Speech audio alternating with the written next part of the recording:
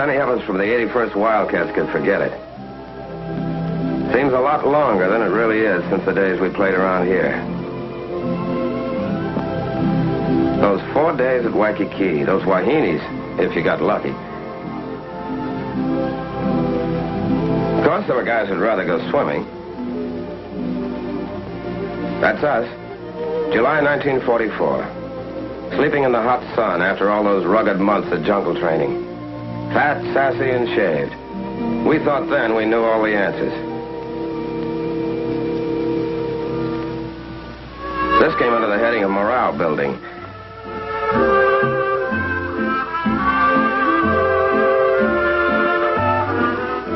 Of course, some characters needed more than others.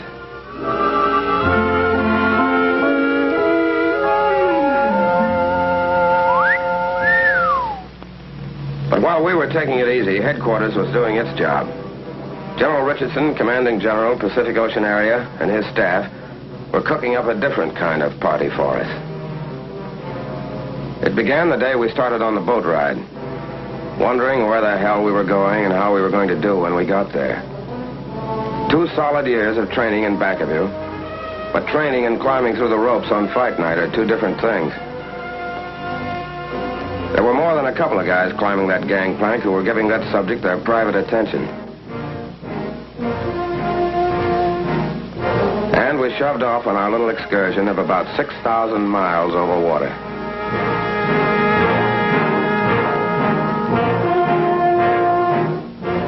We were going down under. That's all we knew. We'd have even been glad to see a Kapu sign if it were standing on dry land. Every man with a cabin to himself. Picture of a guy getting fixed up to go to a concert.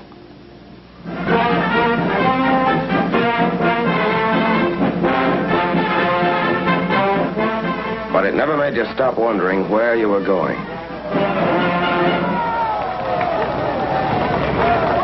Time on our hands, so we figured out ways to spend it. With a few bucks thrown in for a side bet. One way of getting tired enough to climb into your bunk. Back the loser, bub?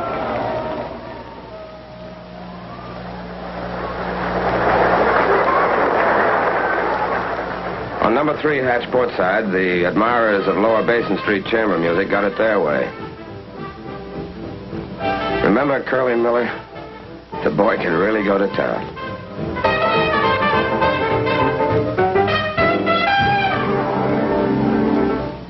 The day we crossed the equator and the shellbacks got their crack at the pollywogs. And there's still some of us in the outfit who take off at the sight of a curved stick.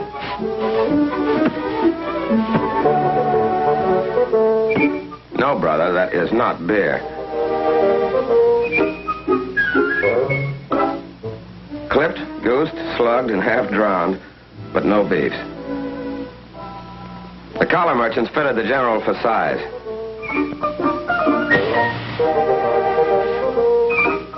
The local barbers gave him a once-over lightly. Dental inspection. A rub-down at the club. The treatment's finished and the general's a shellback. When you look back now, you can remember a lot of laughs on that boat ride, but mostly it was just plowing along through that ocean, under that sky tent, and waiting, and watching for Jap subs or carrier planes.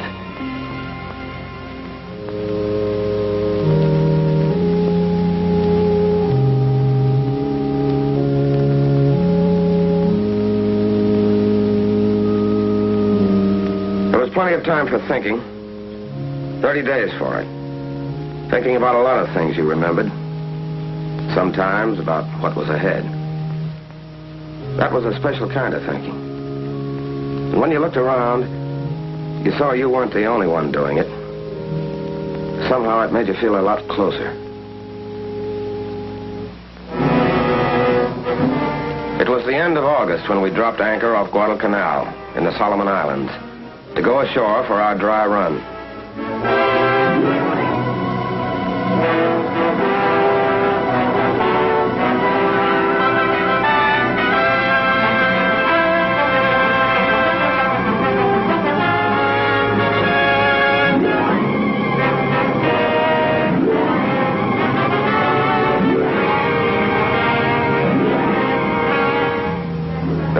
Jap Kapu signs on the beach.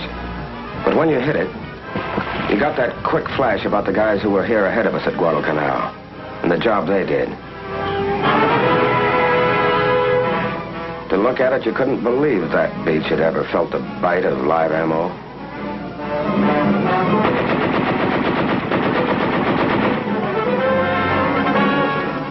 They said we did okay on the canal dry run. When we left the Solomons, we still didn't know where our next stop was, but it was getting closer. And when we got there, somebody was going to be shooting at us. All hands. All hands. Now hear this. The objective of this task force is the Palau Islands, 8 degrees north of the equator and 530 miles east of the Philippines. By occupying these islands, we will complete the sealing off of the important Jap strongholds to the east. Truk, Ponape. We'll help protect General MacArthur's right flank when he strikes against the Philippines. General MacArthur? Back to the Philippines? But what was our job going to be exactly? Anguar. That's our job. Southernmost of the Palau group. About 3 square miles of limestone and coral. Japs got a lot of their phosphate here. Okay, what do we do? The 322nd hits Red Beach in the northeast. The 321st will land on Blue Beach. 323rd stands offshore in reserve. General Miller and Admiral Blandy knew that the Japs were expecting us in the south. We were going ashore through the choppy surf under the narrow beaches in the north. Fan out fast until the 2 beachheads joined up, then move down the island. This was finally it. What the last 2 years had been for. We had the training and we had the weapons.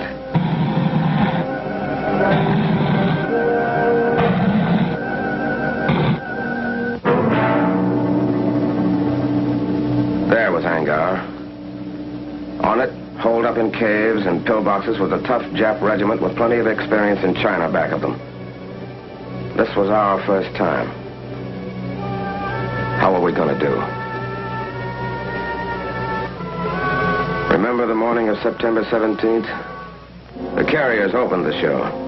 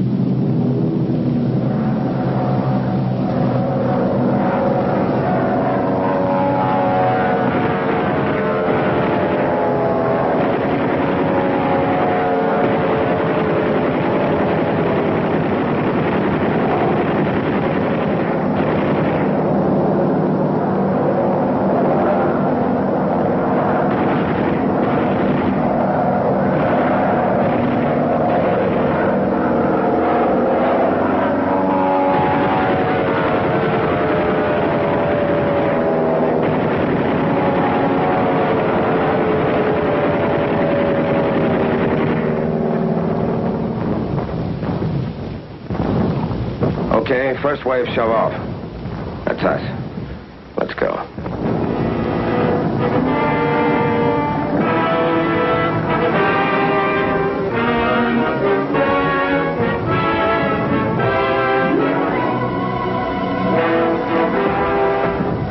Scared?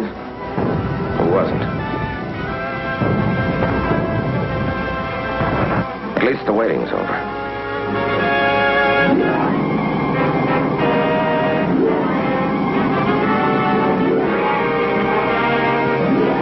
We piled onto Red Beach.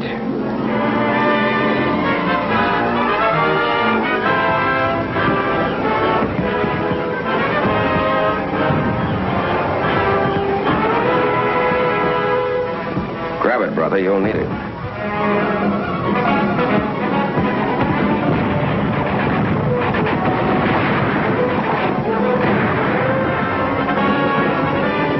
A 20-foot sand cliff to climb we didn't know about. And we were pinned down by machine gun fire and mortars. It helped to see other guys looking like you felt. But they were taking it too. That helped more. Blue Beach. Machine gun fire wasn't so bad. Our planes knocked out their mortars.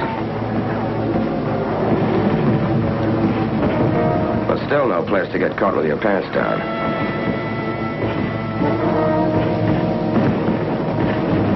They had no regular defense line. They melted right into the ground.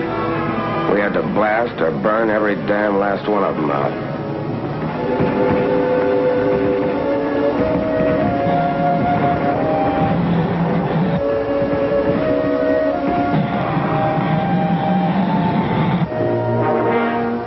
Naval artillery raised so much hell with Blue Beach, the Amtraks had a tough time making it.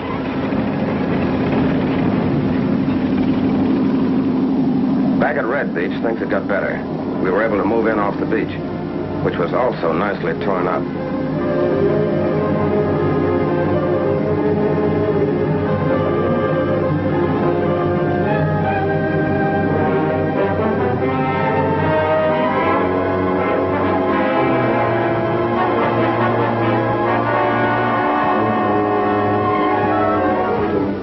We started blasting them out of their rat holes with satchel charges.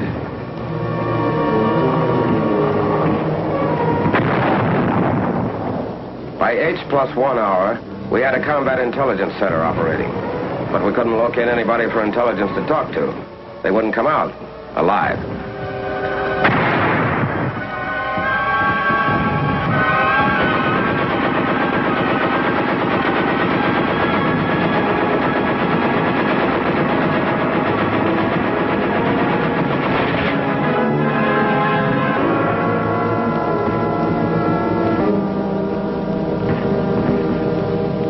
Medics brought casualties down to the beach while we went on burning and blasting, extending the beachhead. And for every litter that went out, 6 other guys came in.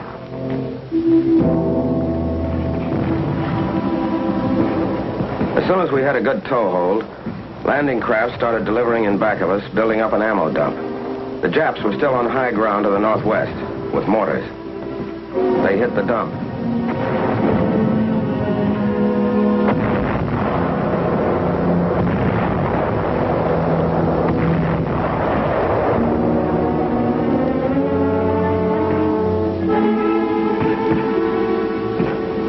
Saved most of it. But who wants to be a fireman at a time like this?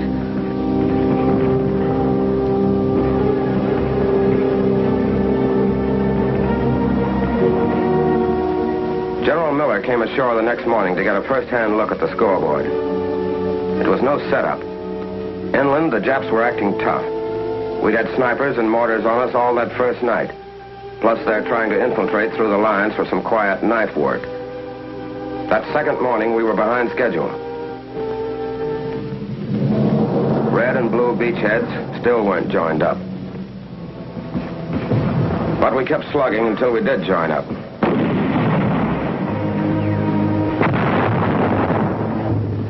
And all the time moving inland. Then we got to Shrine Hill. Remember? Caves trenches 15 feet deep, dug out of solid coral. Entrances barricaded with coconut logs, leaving firing slits only a couple of inches wide.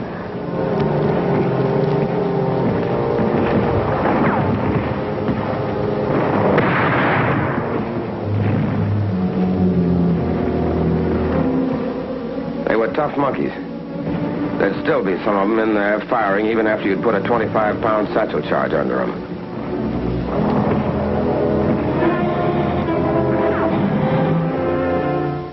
Tough, all right.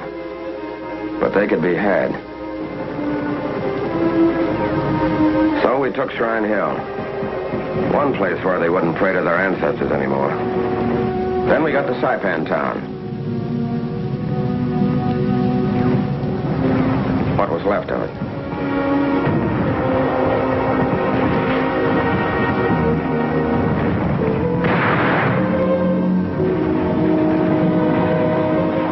By this time, we'd cooked, blasted, or shot 600 of the little apes. And had what we came for, including the phosphate plant. These phosphate diggings, about the best in all the Jap-mandated islands, were out of business at this stand permanently.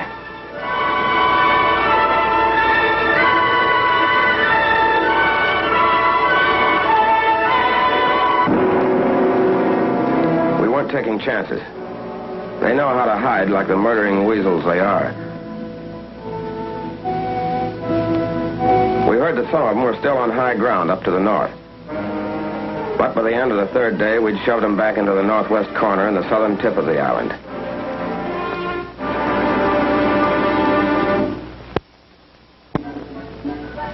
The first chance to let down in 3 days. While you clowned around, there were a couple of things rattling around in the back of your head. These guys you'd been with a couple of years, you realized you hadn't really known them until the morning you hit the beach together. You had a different angle on them now, and wondered if they were thinking about that too.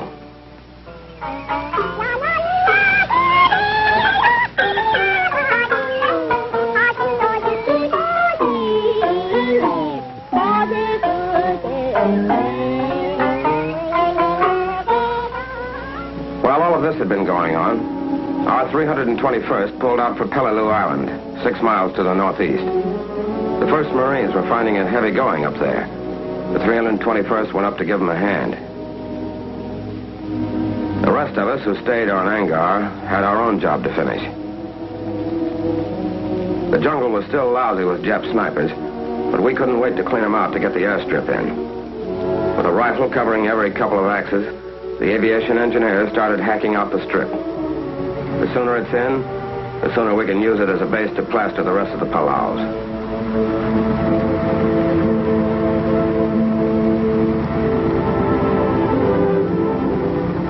Not quite right for a B-29 yet, but recon planes could start to use it, and did.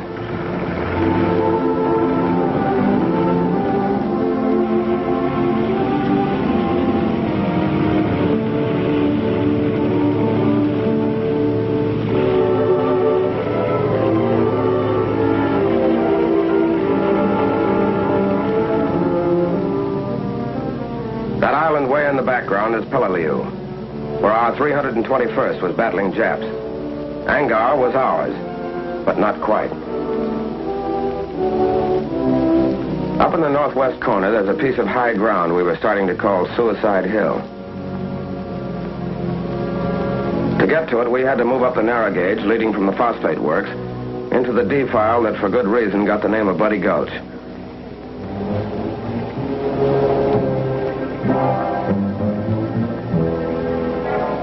There were plenty of Jap machine guns and snipers up there, too. A Jap 75 mounted on rails kept poking out, firing, and pulling back into a cave. We couldn't see what the hell was going on up ahead, but the tanks could. They were checking with each other over the radio. Vincent, repeat your last transmission. I did not hear. Over. I said we're stopped by enemy fire at the head of the gulch. Sea breeze, I think it's sea breeze, just got hit up ahead. Vincent, this is Boober. I'm pulling Cherry back out of the gulch.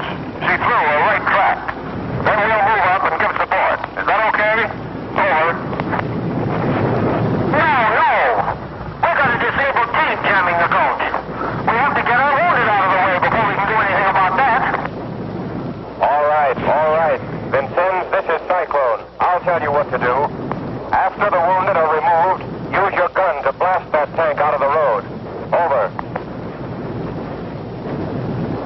Okay, I'll try that, but it may take a lot of AG. I suggest the infantry blast it out with satchel charges. Can a demolition squad get near enough? What about enemy fire? Over. They can get up there. We're under fire all right, but those litter bearers are working right in it. They're bringing those guys out with stuff kicking up all around them. Brother, what guts.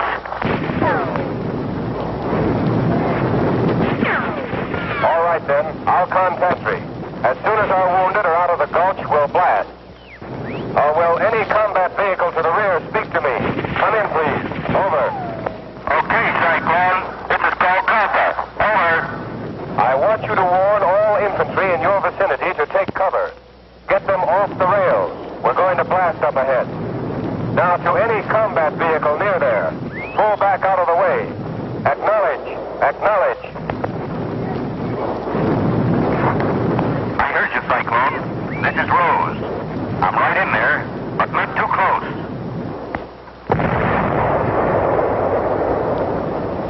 Not too close, he says.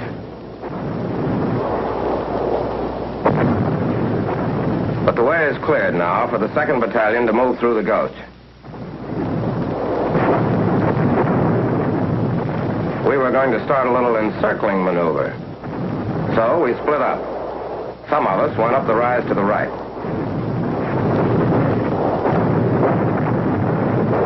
The rest of us went to the left, going in with everything we could carry.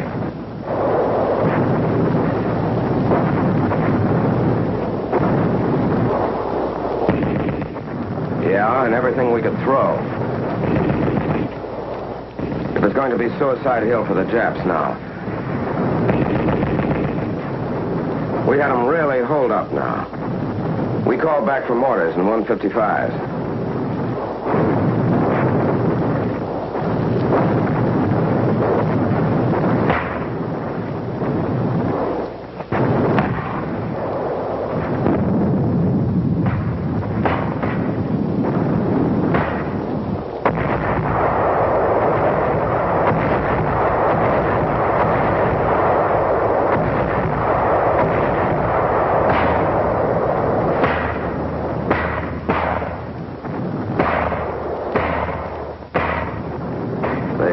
Got it.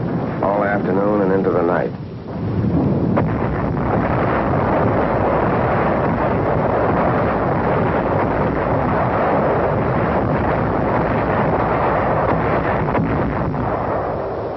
That was the end of all real resistance on Angaur, and the end of our first fight. It had been no cinch. They'd poured everything they'd had on us, from 75s down. But we'd won our first battle. And we had a right now to call ourselves the 81st Wildcats.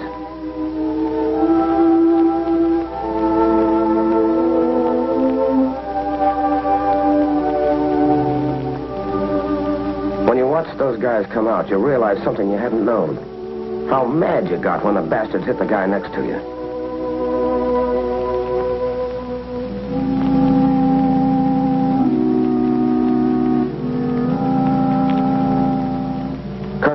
Our regimental commander was hit by that 75.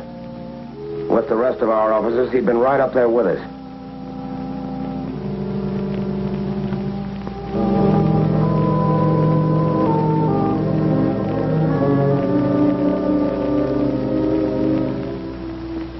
From the top down, the 81st had gone in and come out all right.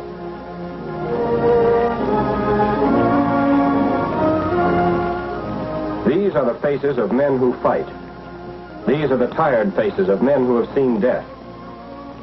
These are the faces of men from your own hometown who carried the flag of America a step nearer to Tokyo. Look at these faces.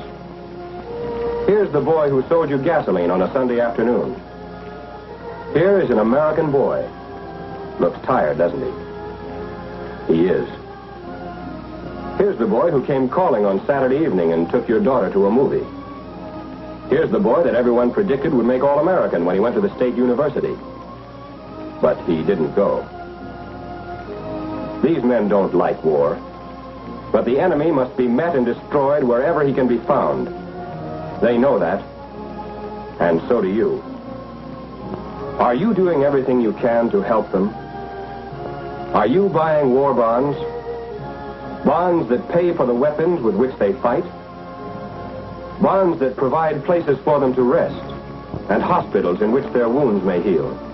Are you buying war bonds to the limit of your ability to ensure that a strong and worthwhile America will be waiting when these men return?